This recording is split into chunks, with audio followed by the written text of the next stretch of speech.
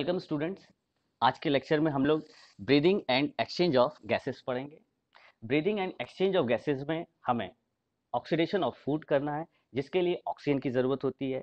Different animals में oxygen के लिए एब्जॉर्ब करने के लिए डिफरेंट स्ट्रक्चर्स होते हैं। जैसे लोअर एनिमल्स में ये जनरल बॉडी सरफेस के थ्रू एब्जॉर्ब होती है।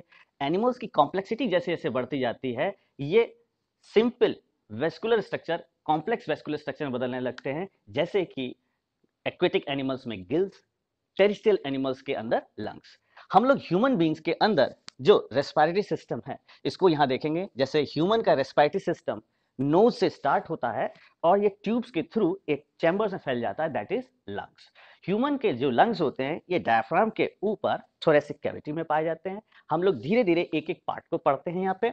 जैसे नोज, नोज एक्सटर्नल लेयर से स्टार्ट होती है, इंटरनल लेयर तक जाती है। इन दोनों के बीच की कैविटी को हम क्या बोलेंगे? Nasal cavity. नेजल कैविटी का एक पार्ट है वेस्टिबुलर पार्ट। इसमें नेजल हेयर्स आते हैं जो माइक्रोब्स या डस्ट पार्टिकल्स को फिल्टर करने में हेल्पफुल होता है। इसके बाद का पार्ट होता है रेस्पिरेटरी पार्ट, ये हाईली वेस्कुलर होता है। इसके पीछे का पार्ट होता है ऑल्फैक्टरी पार्ट, ये थोड़ी सी ह्यूमिडिटी देता है ताकि एयर ह्यूमिडिफाई हो जाए। नोज के बाद का जो एरिया दैट इज फेरिंग्स, इसको हम लोगों ने डाइजेस्टिव सिस्टम में पढ़ रखा है। डाइजेस्टिव सिस्टम में हम लोगों ने बात की थी, ये वो कॉमन पैसेज है जहां पे फूड और एयर एक दूसरे को क्रॉस करते हैं। फिर है लैरिंग्स that is sound box. Sound box का एक नाम और है वॉइस, दैट मीन्स इस यंत्र से या इस बॉक्स से क्या साउंड प्रोड्यूस होती है। इस लैरिंग्स के दो पार्ट हैं, one is vocal cord and one is cartilage. Vocal cords two pair होते हैं।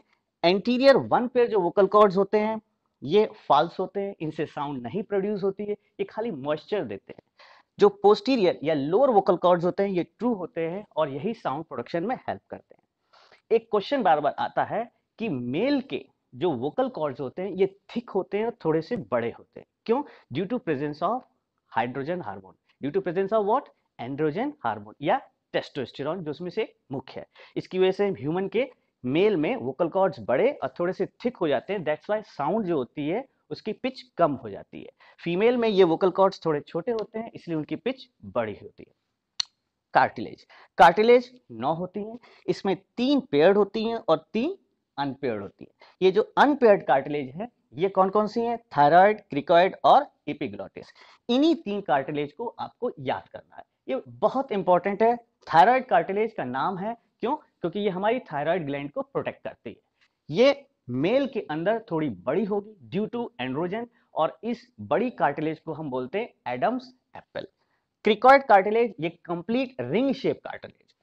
इसके पीछे की एपिग्लॉटिस, जब टिश्यू वाला पार्ट पड़ा था तो हम लोग ने पता किया था कि ये एपिग्लॉटिस का नेचर कैसा है, it is made up of what? Elastic cartilage. So हमारी जो कार्टिलेजेस हैं इसमें यही एक एपिग्लॉटिस ऐसी है जिसको हम लोग बोलते हैं it is truly elastic cartilage.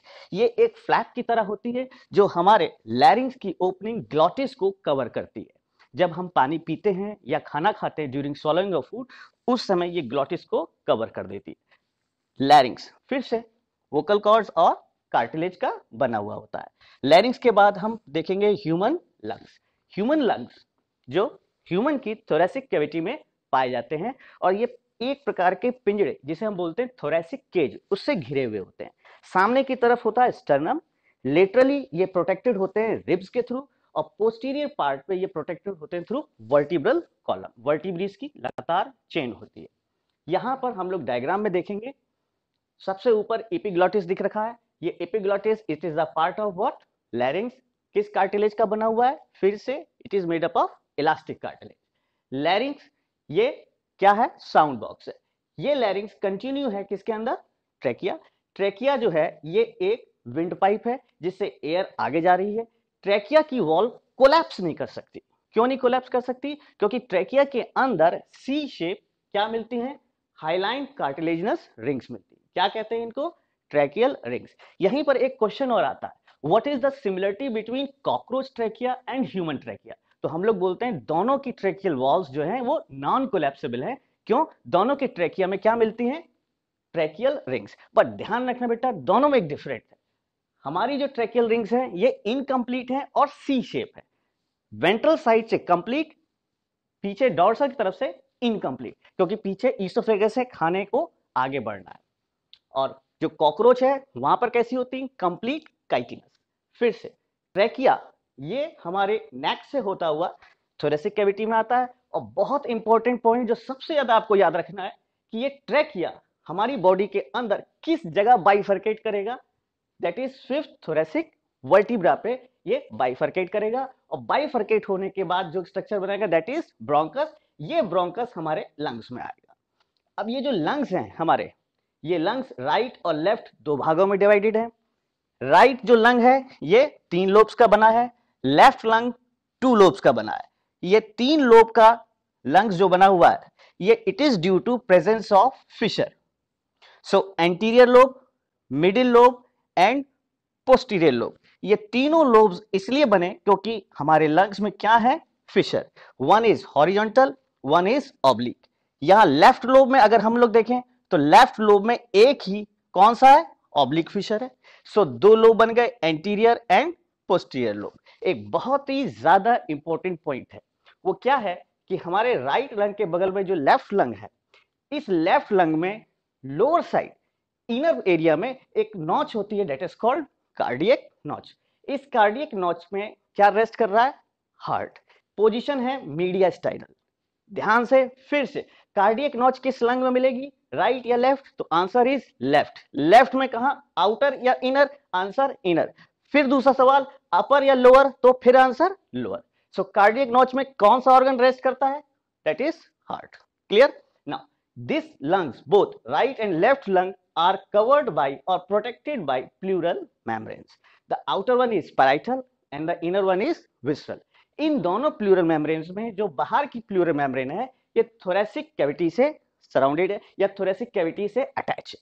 जो इनर प्लूरल मेम्ब्रेन है दैट इज विसरल, ये लंग से अटैच है। और इन दोनों के बीच में क्या मिलेगा, प्लूरल फ्लूइड। इस प्लूरल फ्लूइड पे एक बहुत इंपॉर्टेंट क्वेश्चन आता है कि अगर ये प्लूरल फ्लूइड किसी भी तरह से बढ़ जाए तो क्या होगा, तो हम बोलते हैं अंदर का प्रेशर चेंज हो जाएगा और उस बीमारी को हम बोलते हैं दैट इज प्लूरिसी। प्लूरिसी एक खतरनाक बीमारी होती है। अगर प्रेशर चेंज हो गया तो सांस लेने में प्रॉब्लम आती है और फिर इस फ्लूइड को हम लोग कम करते हैं। खैर वापस, राइट एंड लेफ्ट लंग दोनों ही लंग्स के ऊपर क्या मिल रही है, प्लूरल मेम्ब्रेन। बाहर पैराइटल, अंदर विसरल। दोनों मेम्ब्रेन के बीच में क्या है, प्लूरल फ्लूइड। इस प्लूरल फ्लूइड का मेन काम है फ्रिक्शन को कम करना ड्यूरिंग सांस, हम जब रेस्पायर करते हैं। अब अगला सवाल, इस हमारे लंग्स के अंदर ये जो ब्रोंकस अंदर एंटर कर रहे हैं ये एक ट्री की तरफ फैल जाते हैं, इसको बोलते हैं respiratory tree.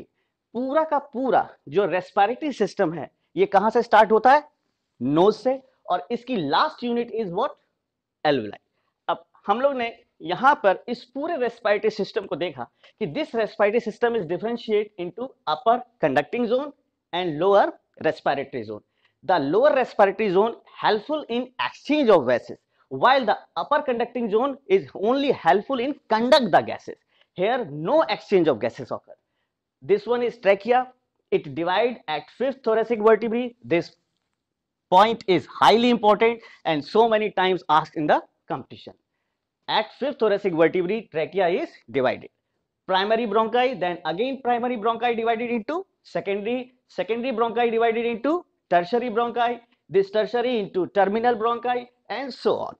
The unit of our respiratory system is alveoli, and in both lungs approximately 3 million alveoli present. These alveoli have different type of cells and the main cells are pneumocytes. The upper pneumocytes are called type 1 while some of them are called type 2.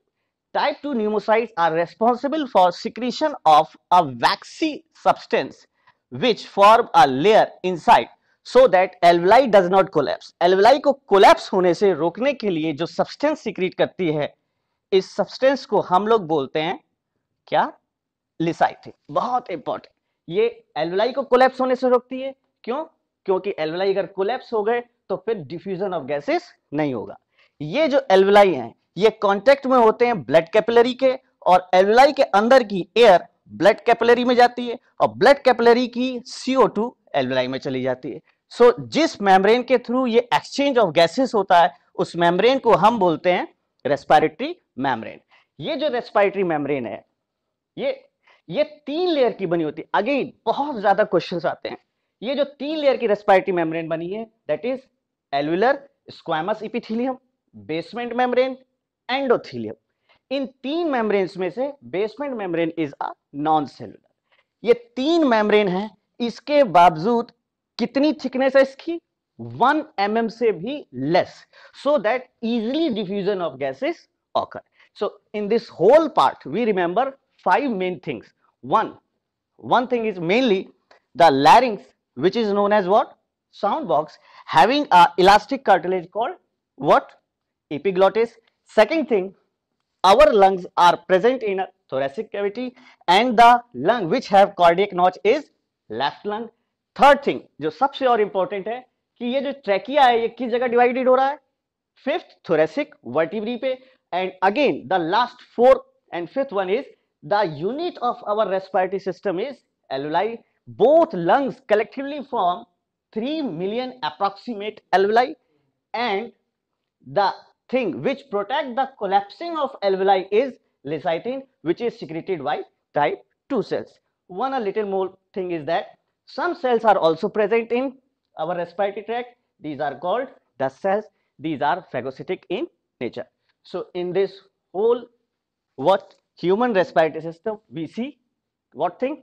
Trachea and tracheal division inside our lungs. In human, both lungs have how much? Approximate 300 million alveoli. These 300 million alveoli increase the surface area, due to which exchange of gases occur. In alveoli, if we see, there are different type of cells. विभिन्न प्रकार की क्या मिलती हैं? Sales मिलती हैं, जैसे type 1 and type 2। इन्हें क्या बोलेंगे?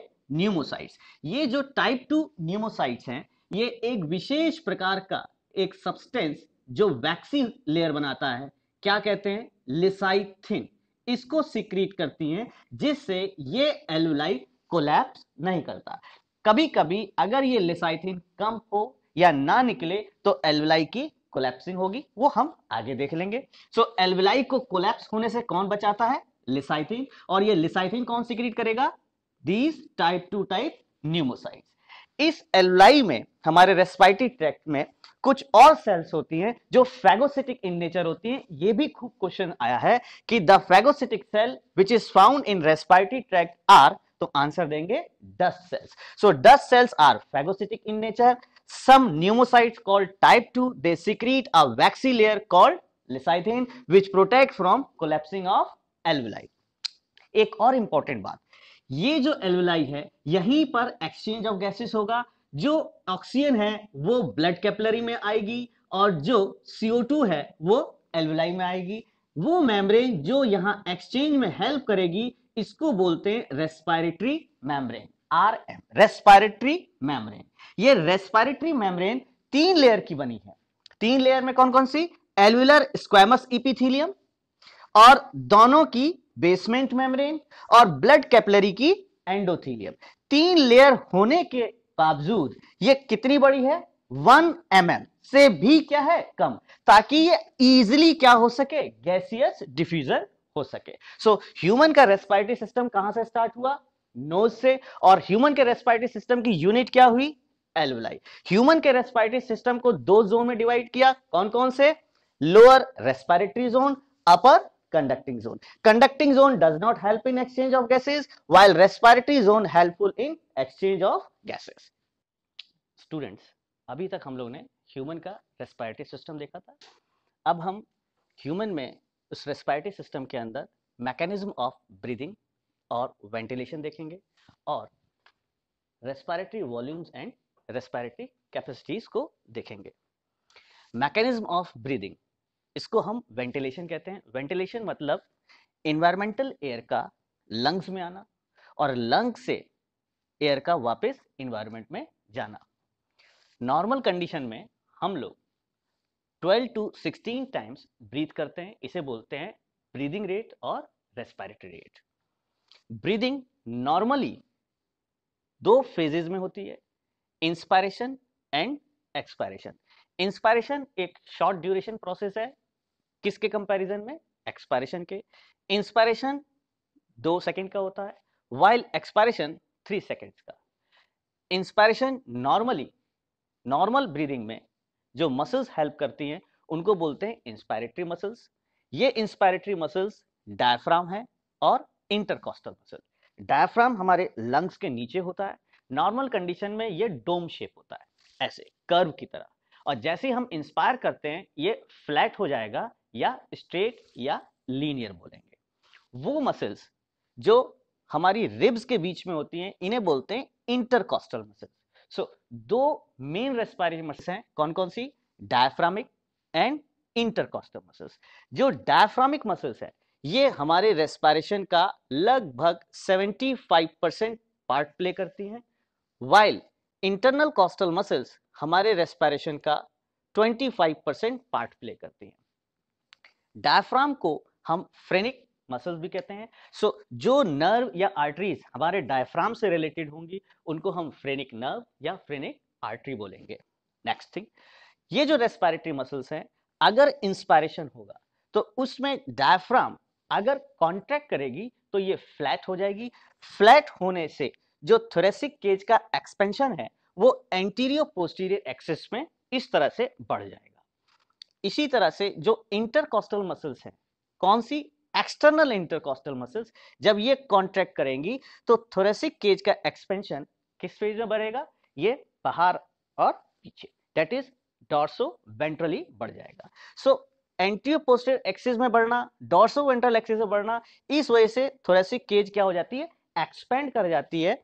इस एक्सपेंशन को हम लोग डिटेल में कह सकते हैं कि thoracic movement outward and upward हुआ, बाहर निकल रहा है और ऊपर की ओर। बाहर और ऊपर की ओर निकलने से अंदर की ओर क्या बढ़ गया? वॉल्यूम, मतलब थोरेसिक वॉल्यूम क्या हो गया? इंक्रीज। अगर वॉल्यूम बढ़ेगा तो प्रेशर क्या होगा? कम हो जाएगा। जैसे ही हमारे लंग्स के अंदर का प्रेशर क्या हुआ? कम हुआ। बाहर का एटमॉस्फेरिक प्रेशर ज्यादा है, एयर अपने आप अंदर आ जाएगी। सो एयर का अंदर आना, इस प्रोसेस को बोलते हैं इंस्पायरेशन या इनहेलेशन। हमारे लंग्स में एयर तभी अंदर आ सकती है जब लंग्स के अंदर प्रेशर एटमॉस्फेरिक प्रेशर से कम हो। सो ह्यूमन के लंग्स को हम बोलते हैं negative pressure type lungs. So human lungs are how? कैसे?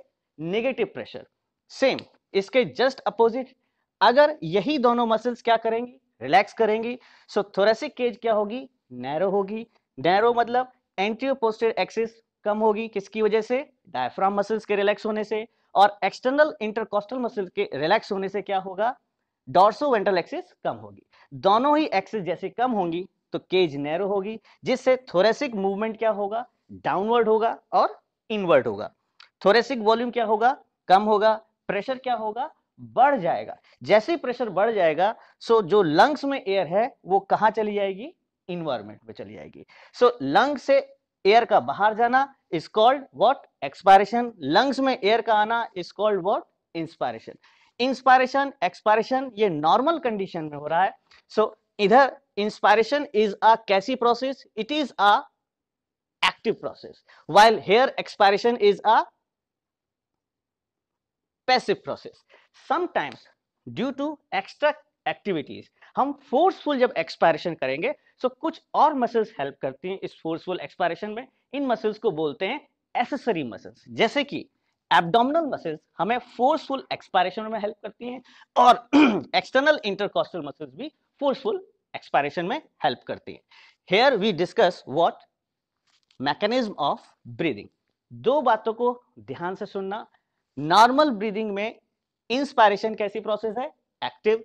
नॉर्मल ब्रीदिंग में एक्सपायरेशन कैसी प्रोसेस है? पैसिव। बट फोर्सफुल ब्रीदिंग में कौन सी? फोर्सफुल में एक्सपायरेशन भी एक एक्टिव प्रोसेस हो गई, क्योंकि उसमें एब्डोमिनल और इंटरनल इंटरकॉस्टल मसल्स वर्क कर रही हैं, that is they are contracting. So फिर से एक्सटर्नल एनवायरनमेंट से एयर का लंग्स में आना it is a inspiration, while lung से वापस एयर का एनवायरनमेंट जाना इट इज एक्सपायरेशन। और यहां पर एक हम लोगों ने कंक्लूड किया कि ह्यूमन लंग्स आर कैसे? नेगेटिव प्रेशर टाइप, यानी लंग्स में एयर तभी आएगी जब हम लंग्स के अंदर का प्रेशर क्या करें? कम करें, क्योंकि हमारे लंग्स जो हैं ये मस्कुलर नहीं है। सो लंग्स को डायलेट करने के लिए एक्स्ट्रा मसल्स हेल्प करती हैं, और इन मसल्स को हम लोग क्या बोलते हैं? Respiratory muscles. Now the next thing is, जो एयर हमारे लंग्स के अंदर आ रही है, इस एयर को हम कैसे कैलकुलेट करें कि कितनी एयर हमारे लंग्स अंदर आ रही है, कितनी एयर हमारे लंग से बाहर जा रही है। सो जिस से हम कैलकुलेट करते हैं उस स्ट्रक्चर को बोलते हैं स्पायरोमीटर, और इसको बोलते हैं स्पायरोमीट्री। ना respiratory volumes and respiratory capacities, यहां हम लोगों ने एक छोटी सी फिगर दिख रखी है, इसको ऐसे समझेंगे। नॉर्मल कंडीशन में जितनी एयर हम इनहेल करेंगे, नॉर्मल कंडीशन में जितनी एयर हम इनहेल करेंगे और एक्सहेल करेंगे, इस वॉल्यूम को बोलेंगे टाइडल वॉल्यूम। ये टाइडल वॉल्यूम अप्रॉक्सीमेट होता है 500 ml। हम नॉर्मल इनहेलेशन के अलावा इसके एक्स्ट्रा और जितनी एयर हम अपने लंग्स के अंदर इनहेल कर सकते हैं, इसको बोलते हैं इंस्पायरेटरी रिजर्व वॉल्यूम। ऐसा वॉल्यूम जो रिजर्व है इंस्पायरेशन के लिए। सो इंस्पायरेटरी रिजर्व वॉल्यूम वो एक्स्ट्रा वॉल्यूम जो नॉर्मल टाइडल वॉल्यूम से ज्यादा है।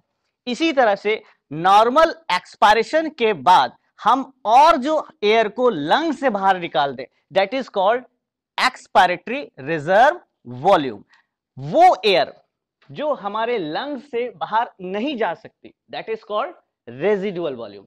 यहां हमने कुछ वॉल्यूम्स दे रखे हैं, जैसे टाइडल वॉल्यूम अप्रॉक्सीमेट कितना था? 500 ml। एक्सपायरेटरी रिजर्व वॉल्यूम कितना है? अप्रॉक्सीमेट 1000 से 1100 ml। रेजिडुअल वॉल्यूम कितना है? 1100 से 1200 ml। और इंस्पायरेटरी रिजर्व वॉल्यूम कितना है? 2500 से 3000 ml। अगर इन वॉल्यूम्स को हम कैलकुलेट करें, इनको हम आपस में जोड़ें, then it is called respiratory capacities.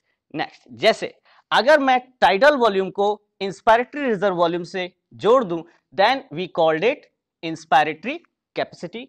इसी तरह से टाइडल वॉल्यूम को अगर एक्सपायरेटरी रिजर्व वॉल्यूम से जोड़ दें, then it is called expiratory capacity. इसी तरह से अगर expiratory reserve volume, tidal volume, inspiratory reserve volume तीनों को जोड़ दें, then it is called vital capacity. और इस वाइटल कैपेसिटी के अंदर रेजिडुअल वॉल्यूम भी जोड़ दें, then it is called total lung capacity.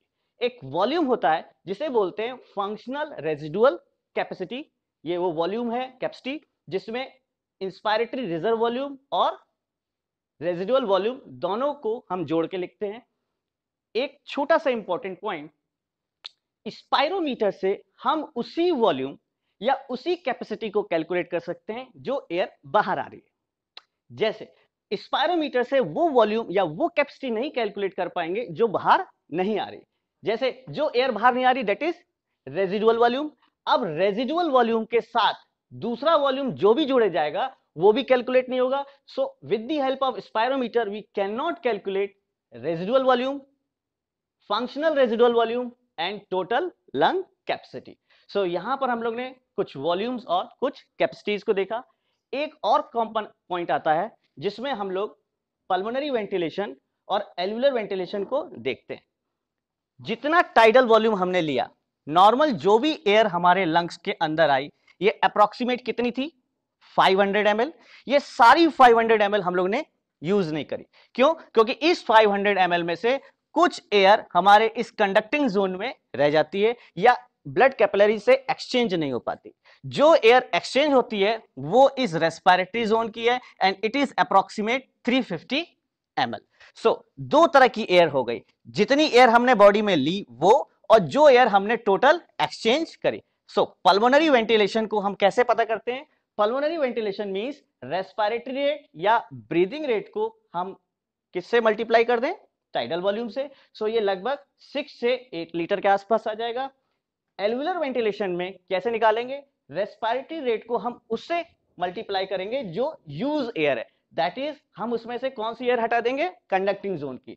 So alveolar ventilation is respiratory rate into use air or the air of respiratory zone. So it is approximate near 4.2 से 5.6। अगर हम pulmonary ventilation और alveolar ventilation को देखें तो यहां ऐसा लगता है, जो दिख रहा है हमें, कि pulmonary ventilation is greater than किससे? Alveolar ventilation. सो इस दिस पार्ट में हम लोग ने क्या क्या चीज देखी? रेस्पिरेटरी वॉल्यूम्स एंड कैपेसिटीज, और यहां हम लोग ने क्या देखा, मैकेनिज्म ऑफ ब्रीदिंग। एक और कैपेसिटी होती है एफआरसी। एफआरसी मतलब functional residual capacity. Functional residual capacity, इसमें दो वॉल्यूम्स आते हैं, expiratory reserve volume and residual volume. इन दोनों वॉल्यूम को मिला के कहते हैं फंक्शनल रेजिडुअल कैपेसिटी। ये फंक्शनल रेजिडुअल कैपेसिटी किसके बनने से बनी, ERV and RV.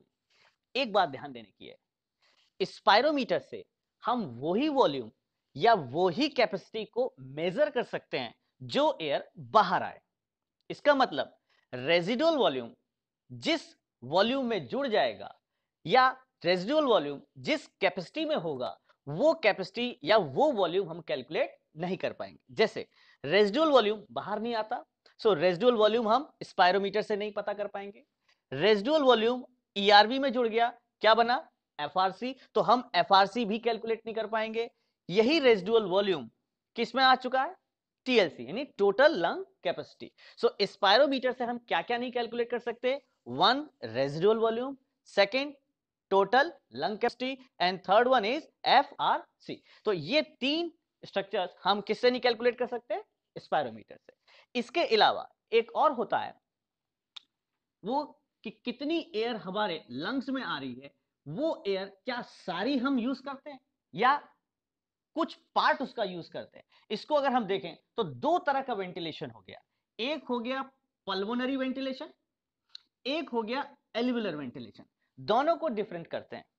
Pulmonary ventilation मतलब वो एयर जो हमारे लंग्स में आई, पल्मोनरी वेंटिलेशन मतलब वो एयर जो हमारे लंग्स में आई, और एल्वियुलर वेंटिलेशन मतलब वो एयर जो लंग्स में आई और यूज हुई।